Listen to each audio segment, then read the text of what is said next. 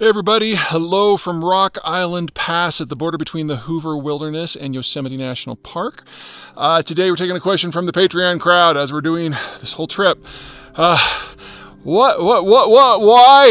does the Trump administration hate Canada so much? Is there anything to it, or should we just whinge? That's actually the specific text of the question. Let's start by saying that there is something to it, and it goes beyond the Canadians burning our capital back in the War of 1812. And you Canadians, you cannot pledge innocence from this. You know you did it. Yes, the Brits drove the carpool, but it was Ontarian Marines that brought the torches to the party and actually burned the White House down. Now, bigger picture. The United States is a large country that basically has the best parts of a continent, but that doesn't mean that the United States is alone on the continent. Obviously, Canada is the entire northern frontier.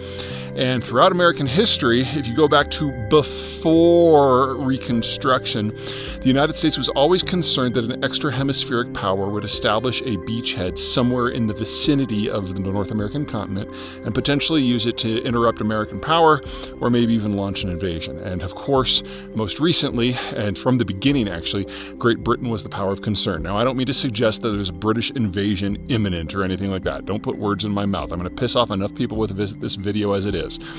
But the idea that you can have an independent power right on America's borders that doesn't bear some degree of security risk is just silly. That doesn't mean that I think that there's a war around the corner, that it's even inevitable, certainly not imminent.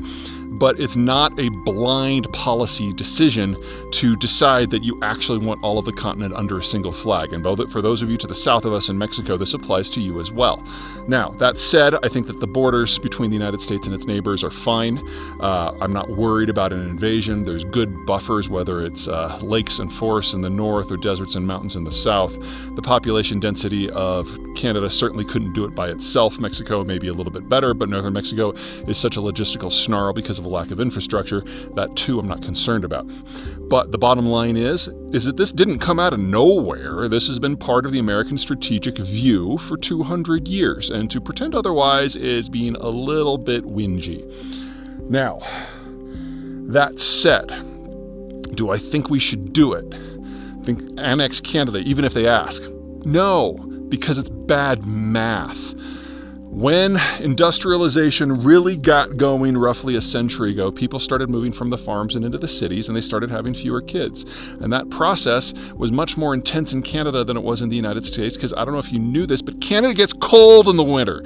And so the Canadians basically huddled together in their cities for warmth. And there's a much higher dense urbanization rate.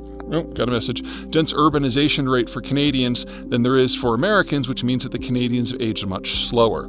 They've also probably played the immigration card as hard as they can. It's starting to generate social disruption, and so the old Trudeau government and the new government have cracked down on immigration quite a bit, basically slowed it to a trickle. Oh, Mr. Popular all of a sudden.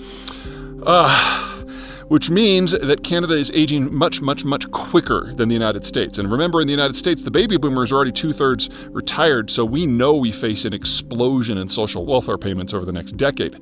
Canada is ahead of us, and Canada lacks a millennial generation of size comparable to what we have south of the border, which means if we were to do a merger of the Canadian provinces and the American states, it would be up to the United States to pay for the retirement of most Canadian citizens, most notably in Ontario, Quebec, and in the maritime provinces where the demographic decline is most advanced. So from a purely financial point of view, merging the two countries would be economic suicide for the United States. Let Canada pay for this. And if that means Canada pays for other things too, great.